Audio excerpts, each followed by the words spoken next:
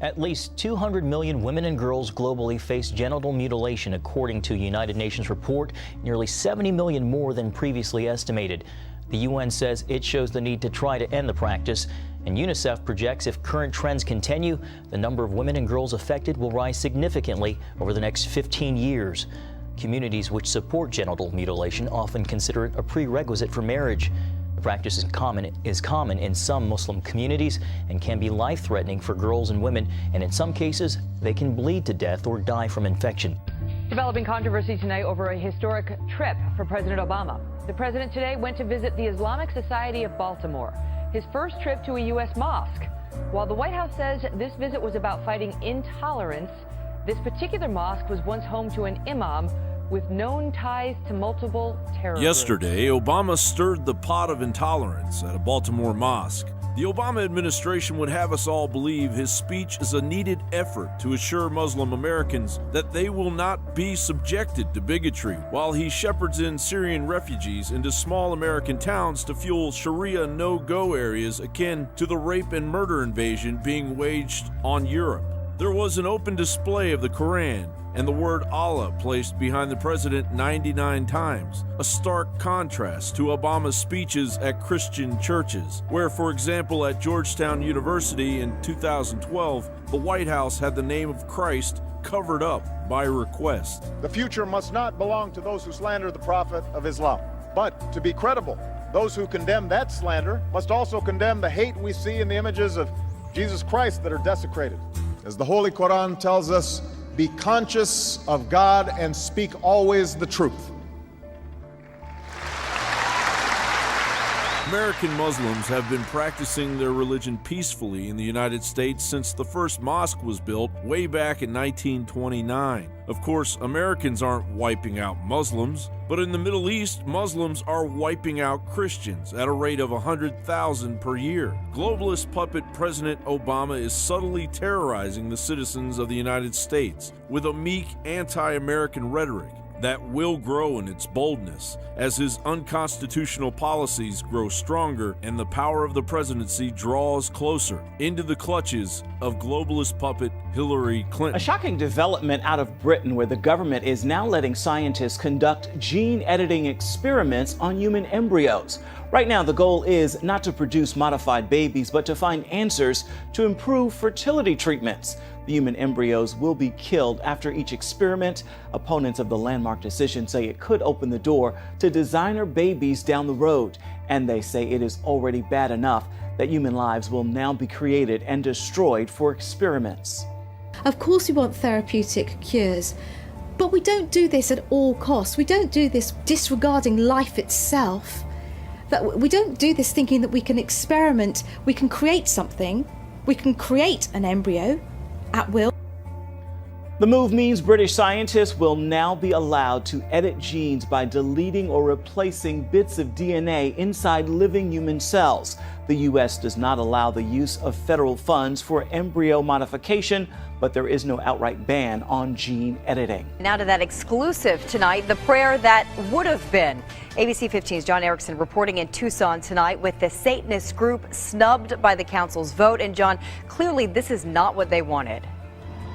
No, it really isn't. The Satanists say all they wanted to do was to have their chance to say the prayer at the city council meeting. They wanted to come from here in Tucson up to Phoenix and add to the diversity of prayers, they say, at the Phoenix City Council meeting. And here is Michelle Short. She is the Satanist who actually would have said the prayer. So tell me, do you worship the devil? No, sir. The Satanic Temple does not believe in any deities. We're actually atheistic. We consider Satan a metaphor, a symbol for the eternal rebel who is fighting against tyranny. So you don't believe in God, you don't believe in the devil, you don't believe in any God? That is correct. Nowakowski. No. Is this a win for you? What was your goal at the beginning of this? It's a win only in that it passes constitutional muster. So, what we would have preferred is to participate. That's all we asked for. What would we have heard February 17th at the Phoenix City Council meeting? Well, I can read to you the prayer that we had scheduled to read. It goes as follows. Let us stand now, unbowed and unfettered by arcane doctrines born of fearful minds in darkened times. Let us embrace the Luciferian impulse to eat of the tree of knowledge and dissipate our blissful and comforting delusions of old. Let us demand that individuals be judged for their concrete actions, not their fealty to arbitrary social norms and illusory categorizations. Let us reason our solutions with agnosticism in all things, holding fast only to that which is demonstrably true. Let us stand firm against any and all arbitrary authority that threatens the personal sovereignty of one or all. That which will not bend must break, and that which can be destroyed by truth should never be spared its demise. It is done. Hail Satan. Where hundreds of British forces are facing criminal investigation over 166 cases of alleged unlawful killing and maltreatment during the country's military involvement in Afghanistan. The British soldiers are accused of killing 52 Afghans in over a dozen separate incidents. The alleged abuses took place between 2011 and 2013. The Ministry of Defense has launched an investigation to examine the claims. There's now growing fear that the UK involvement in Afghanistan could bring up a barrage of claims similar to that seen following the Iraq War. More than 1,500 allegations of abuse and murder have been lodged against British soldiers in Iraq. French police bulldozed a church serving Christian refugees in a camp in Calais. Authorities gave worshipers a last opportunity to pray in the makeshift building before knocking it down with bulldozers. The French said clearing the space was necessary to create a security zone around the camp. But the church's pastor said officials told him the church would be safe. In her 13 years, Nicole Lovell endured life-threatening illnesses. Liver transplant surgery left her scarred. Medicine caused her to gain weight, says her stepmother, Terry Lovell. She would send me messages about the little girls picking on her at school, saying that she was fat. She would cry, didn't want to go to school. So the 7th grader sought a better life online. Against her father's wishes, she created numerous social media personas. She was able, at 13 years old, to go and set up profiles on Facebook that we had no idea about. And a minor should not be able to do that. But in this invisible world online that these kids are in, we have no idea who they're talking to.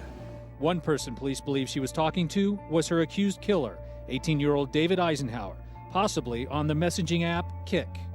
Kik allows its users to remain anonymous and send photos that aren't saved on the phone, leaving no trace. Jerice Colon is with the National Center for Missing and Exploited Children. Every phone, every social media site for that matter, has some sort of parental control, whether it's blocking software or if it's time limits that are set. And all those are great, but technology doesn't solve all the problems. Experts say parents need to take an aggressive role in knowing what their kids are doing online and who they're talking to, monitoring all social media activity, and even getting copies of every email and text. The Lovels say they wish they'd done more. This is awful. This is a tragedy. And it all could have been prevented. This morning, every parent's nightmare.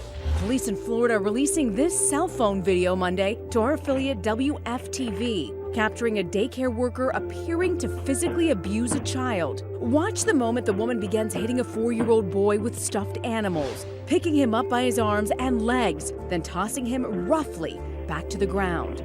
The things that run through my mind when I see that. I mean, I have a child. According to police, the woman in the video is 41-year-old Kimberly Reed, the director of Children's Palace Learning Center outside Orlando. Arrested on Friday, she now faces child abuse charges. It's very disturbing to watch a video like that. It almost makes you sick to your stomach to think that somebody could do something like that to a 4-year-old child.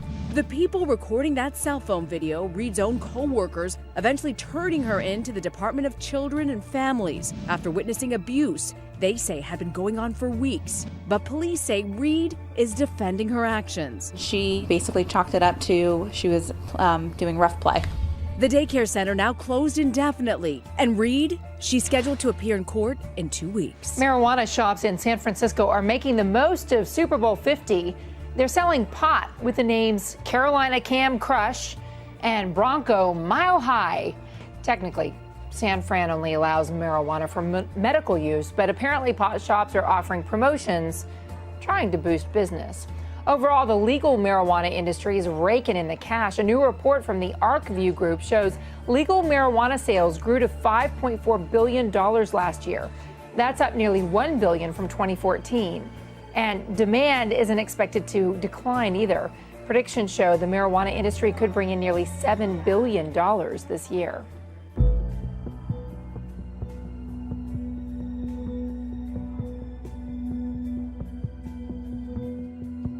With his hands extended out of his driver's window, he was grabbed out, thrown to the ground, and struck 16 times in the head.